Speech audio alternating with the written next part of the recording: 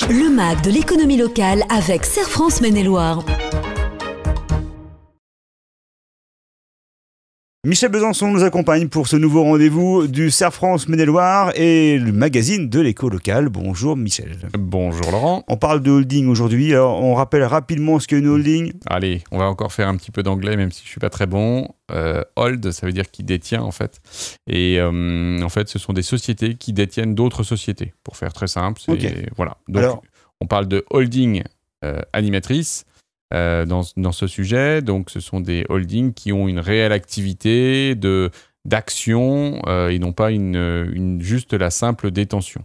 Et il faut savoir que d'un point de vue de l'organisation et des dispositifs, les holdings animatrices ont la faculté d'avoir des avantages, notamment de bénéficier de ce qu'on appelle du pacte du Treil en matière de donation et de succession. Ce sont des abattements, des réductions d'impôts sur le revenu aussi pour la souscription au capital des PME, et puis différents abattements en cas de plus-value de cession. Donc quand on est une holding animatrice, on a des avantages fiscaux parce que cette société, cette holding, a quelque part, on va dire, des caractéristiques bien spécifiques, et donc elle a des avantages fiscaux. Il faut se préparer parce qu'il y a une jurisprudence en place qui évolue. Oui, les juges se sont positionnés dernièrement en la matière, donc une précision qui tient finalement de pouvoir vérifier s'il y a vraiment une qualité d'animatrice et non pas de holding passive.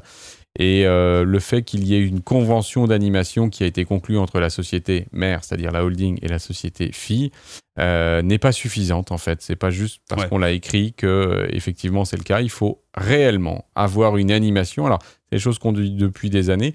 Parfois, on nous dit, oui, on va avoir une réalité d'animation, et en réalité, ça ne se met pas en œuvre. On veut bénéficier des avantages, mais pas des inconvénients. Et donc, l'administration, à ce moment-là, revient dessus, ce qui est, on va dire, logique. Et donc, il y a une jurisprudence récente qui reprécise bien tout ça. Donc, tous les dirigeants qui sont amenés à avoir leur holding animatrice et qui bénéficient de certains avantages, on ne saurait que leur recommander de bien faire vivre leur holding. Voilà, et de faire le point, évidemment, dès à présent avec son expert comptable. Voilà. Voilà. Merci beaucoup, Michel Besançon.